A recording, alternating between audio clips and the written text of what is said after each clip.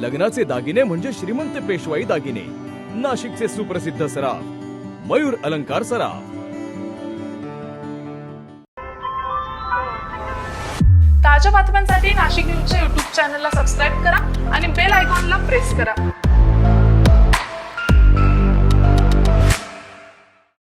अल्लाह बोल अरे बोल जवाना बोल जवाना बोल जवाना अल्लाह बोल। इस्रायल इराण युद्धानंतर देशभरामध्ये घरगुती गॅसच्या दरामध्ये वाढ झाल्याच्या निषेधार्थ काँग्रेस पक्षाच्या वतीनं नाशिक जिल्ह्यातील त्र्यंबकेश्वर येथे आज आंदोलन करण्यात आलंय। काँग्रेसचे प्रदेशाध्यक्ष हर्षवर्धन सपकाळ यांच्या नेतृत्वात हे आंदोलन पार पडलंय। घरगुती गॅस सिलेंडरच्या वाढत्या किमतीत आणि काही ठिकाणी निर्माण झालेल्या तुटवड्याच्या निषेधार्थ काँग्रेस पक्षानं त्र्यंबकेश्वर येथे आंदोलन केलंय। या आंदोलनात काँग्रेसचे प्रदेशाध्यक्ष हर्षवर्धन सपकाळ यांच्यासह नाशिक शहर आणि जिल्ह्यातील अनेक पदाधिकारी आणि कार्यकर्ते सहभागी झाले होते।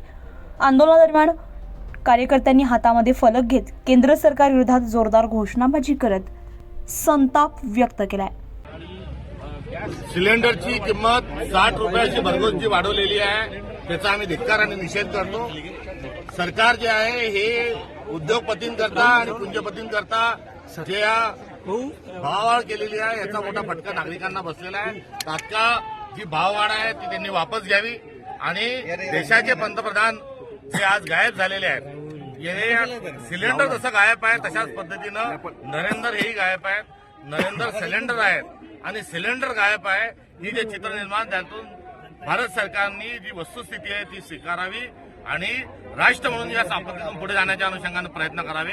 ते ट्रम्पच्या दबावात जे काम करतात आहे त्याचा देखील धिक्कार आणि निषेध या निमित्ताने मी करतो। यावेळी आंदोलनामध्ये सहभागी झालेल्या महिलांनीही आपली व्यथा मांडली आहे। गेल्या 4 ते 5 दिवसांपासून नंबर लावूनही गावात गॅस सिलेंडर मिळत नसल्याचं त्यांनी सांगितलंय। गावामध्ये गॅस सिलेंडरचा तुटवडा निर्माण झाल्यानं नागरिकांना मोठ्या अडचणींना सामोरं जावं लागत असल्याचं मत महिलांनी व्यक्त केलंय। आज आम्ही इथं सर्वजण गॅस एजन्सीला जमलो आहे। आमच्या गावामध्ये भरपूर लोकांना आज गॅस टाक्या मिळत नाही आणि मी सुद्धा आज इथे गॅस टाकीसाठी झालेली आहे। आम्ही 4 ते 5 दिवसापासून टाकीचे नंबर लावलेले आहे, पण आम्हाला कोणत्याही प्रकारे इथे लवकरात लवकर टाकी उपलब्ध होऊन भेटत नाहीये। दरम्यान गॅसच्या वाढत्या किमती तात्काळ कमी कराव्यात आणि नागरिकांना नियमित गॅस पुरवठा करावा अशी मागणी यावेळी आंदोलनकर्त्यांनी केली आहे। संजय परमार, नाशिक न्यूज, नाशिक।